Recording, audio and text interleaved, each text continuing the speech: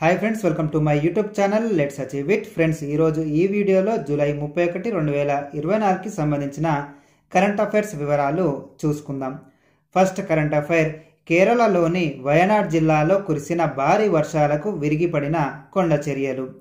మండక్కై, మెప్పడి, చురాల్మల, అట్టామల, నూల్పుజా గ్రామాల్లో ఇటీవల కురిసినటువంటి భారీ వర్షాలకు ఈ కొండ చర్యలు విరిగి పడ్డాయి. సో ఇక్కడ ఇది మనకు పర్యావరణ అంశంలో, అదేవిధంగా మనకు విపత్తు అంశంలో ఈ ప్రశ్న వచ్చే అవకాశం ఉంది. సో దీన్ని తప్పకుండా గుర్తుపెట్టుకోండి. నెక్స్ట్ కరెంట్ అఫైర్, 2024 ప్యారిస్ ఒలింపిక్స్లో 10 మీటర్ల ఎయిర్ పిస్టల్ మిక్స్డ్ టీమ్ విభాగంలో కాంస్య పథకం సాధించిన భారత్కు చెందిన మను బాకర్, అదేవిధంగా సరబ్జోత్ సింగ్, వీరిద్దరు కూడా హర్యానా రాష్ట్రానికి చెందినటువంటి షూటర్లు. సో ఈ పథకాన్ని సాధించడం ద్వారా వీరిద్దరు కూడా కొన్ని రికార్డులను సాధించారు. అవేంటివో చూసుకుందాం. స్వతంత్రం అనంతరం ఒలింపిక్స్లో 2 పథకాలు సాధించిన భారత తొలి ప్లేయర్గా మను బాకర్ నిలిచింది. ఒలింపిక్స్లో మిక్స్డ్ టీమ్ ఈవెంట్లో భారత్కు దక్కిన తొలి పథకం ఇది. అన్ని క్రీడల్లో చూసుకున్నట్లయితే ఇది ఒలింపిక్స్లో మిక్స్డ్ టీమ్ ఈవెంట్లో భారత్కు దక్కినటువంటి తొలి పథకం. రెజ్లర్ సుశీల్ కుమార్ 2008 బీజింగ్ ఒలింపిక్స్లో కాంస్య పథకాన్ని, 2012 లండన్ ఒలింపిక్స్లో రజత పథకాన్ని సాధించారు. అదేవిధంగా బ్యాడ్మింటన్ క్రీడాకారులు అయినటువంటి పివి సింధు 2016 రియో ఒలింపిక్స్లో రజత పథకం, 2022 టోక్యో ఒలింపిక్స్లో కాంస్య పథకం సాధించిన తర్వాత 2 ఒలింపిక్ పథకాలు గెలిచిన 3వ ప్లేయర్గా మను బాకర్ నిలిచింది. ఒకే ఒలింపిక్స్లో 2 పథకాలు సాధించిన భారత తొలి ప్లేయర్గా మను బాకర్ నిలిస్తే, వేరువేరు సందర్భాల్లో వేర్వేరు ఒలింపిక్స్లో 2 పథకాలు సాధించినటువంటి ప్లేయర్ల విషయంలో చూసుకున్నట్లయితే మను బాకర్ 3వ స్థానంలో నిలిచింది. ఒలింపిక్స్ క్రీడల్లో పథకం గెలిచిన 6వ భారతీయ షూటర్గా సరబ్జోత్ సింగ్ ఈ సందర్భంగా నిలిచాడు. సో ఇంతకుముందు 5 షూటింగ్ విభాగంలో ఒలింపిక్స్లో భారత్ తరపున పథకాలు సాధించారు. ప్రస్తుతం సరబ్జోత్ సింగ్ 6వ షూటర్. నెక్స్ట్ కరెంట్ అఫైర్, ఇటీవల భౌగోళిక గుర్తింపు GI జియోగ్రాఫికల్ ఐడెంటిఫికేషన్ GI ట్యాగ్ని పొందినటువంటి ఆంధ్రప్రదేశ్లోని పశ్చిమ గోదావరి జిల్లాకు చెందినటువంటి నర్సాపురం మండలానికి చెందిన రుస్తుంబాదలోని లేస్ పార్క్. దుస్తుల డిజైన్లకు ఉపయోగించే లేస్ అల్లికల్లో ఉభయ గోదావరి జిల్లాల్లో ఉన్న మహిళలకు ప్రాముఖ్యత ఉన్నది. సో వారందరినీ ఒకే గొడుగు కిందకు తీసుకొచ్చేందుకు గాను కేంద్రం సహకారంతో 2000 సంవత్సరంలో లేసు పార్కు అనేది నెలకొల్పడం జరిగింది. సో ఇటీవల ఈ పార్కుకు భౌగోళిక గుర్తింపు జియోగ్రాఫికల్ ఐడెంటిఫికేషన్ అనేది లభించింది. నెక్స్ట్ కరెంట్ అఫైర్, 2023లో దేశవ్యాప్తంగా కుక్క కాటుతో 286 మంది మృతి చెందారని ఇటీవల కేంద్రం వెల్లడించింది. 2023లో 30.5 లక్షల కుక్క కాటు కేసులు నమోదయ్యాయని కూడా కేంద్రం తెలిపింది. 4,65,496 మందికి యాంటీ రేబీస్ వ్యాక్సిన్లు 2023లో ఇచ్చినట్లు కేంద్రం తెలిపింది. రేబీస్ నియంత్రణకు అన్ని రాష్ట్రాలు, కేంద్రపాలిత ప్రాంతాల్లో జాతీయ రేబీస్ నియంత్రణ కార్యక్రమాన్ని అమలు చేస్తున్నట్లు కూడా కేంద్రం వెల్లడించింది. నెక్స్ట్ కరెంట్ అఫైర్, ప్రభుత్వ ఉద్యోగుల పింఛను విధానాన్ని సమీక్షించేందుకు 2023 ఏప్రిల్ 6న కమిటీ ఏర్పాటు చేసినట్లు కేంద్రం తెలిపింది. నెక్స్ట్ కరెంట్ అఫైర్, కేంద్ర అడ్మినిస్ట్రేటివ్ ట్రైబ్యునల్ CAT క్యాట్ సభ్యురాలిగా నియమితులైన జయవర్మ సిన్హా. ప్రస్తుతం వీరు రైల్వే బోర్డు చైర్పర్సన్, అదేవిధంగా CEOగా బాధ్యతలు నిర్వర్తిస్తున్నారు. వీరు ఆగస్టు 31న రైల్వే బోర్డు నుంచి పదవీ విరమణ చేశాక ఈ కేంద్ర అడ్మినిస్ట్రేటివ్ ట్రైబ్యునల్ క్యాట్కు సభ్యురాలుగా వారు బాధ్యతలు చేపడతారు. నెక్స్ట్ కరెంట్ అఫైర్, బలహీన వర్గాల న్యాయవాదుల నమోదుకు అధిక సభ్యత్వ రుసుములు వసూలు చేయవద్దని రాష్ట్రాల బార్ కౌన్సిల్లకు, అదేవిధంగా భారత బార్ కౌన్సిల్ను ఆదేశించినటువంటి సుప్రీంకోర్టు ప్రధాన న్యాయమూర్తి జస్టిస్ DY చంద్రచూడ్ నేతృత్వంలోని త్రిసభ్య ధర్మాసనం.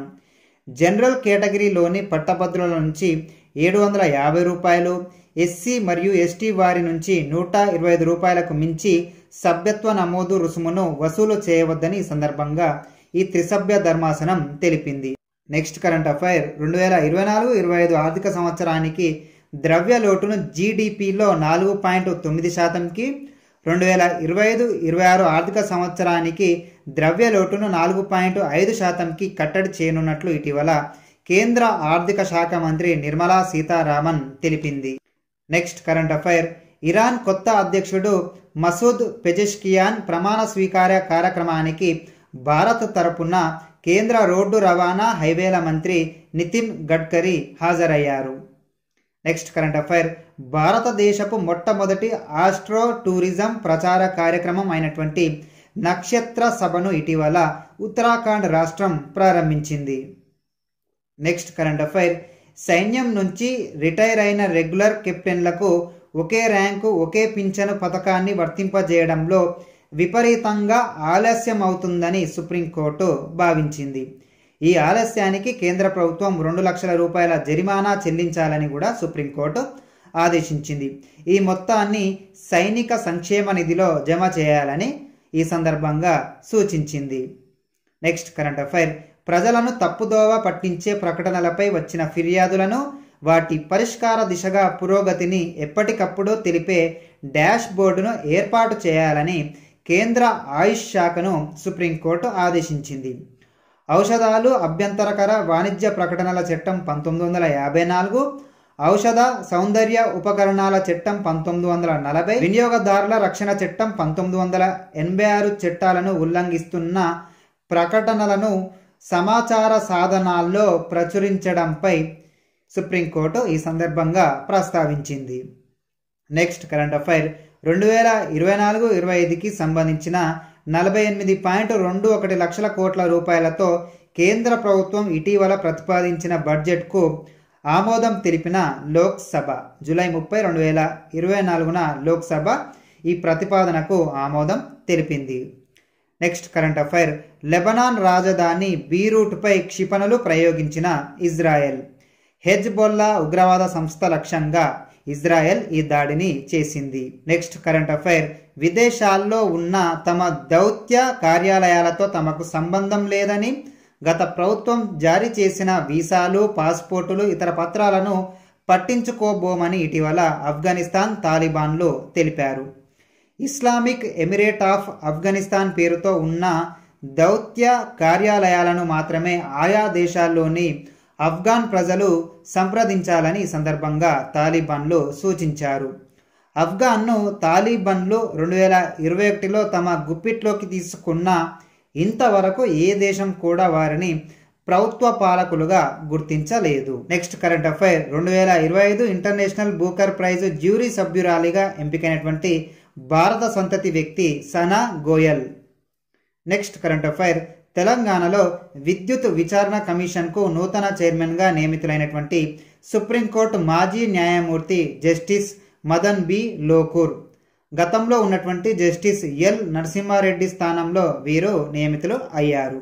యాదాద్రి భద్రాద్రి థర్మల్ విద్యుత్ కేంద్రాల నిర్మాణం, ఛత్తీస్గఢ్ నుంచి కరెంటు కొనుగోలుకు సంబంధించి గత ప్రభుత్వం తీసుకున్న నిర్ణయాల్లో ఖచ్చితత్వం, ఔచిత్యాన్ని తేల్చడానికి ఈ విచారణ కమిషన్ను తెలంగాణ రాష్ట్ర ప్రభుత్వం ఏర్పాటు చేసింది.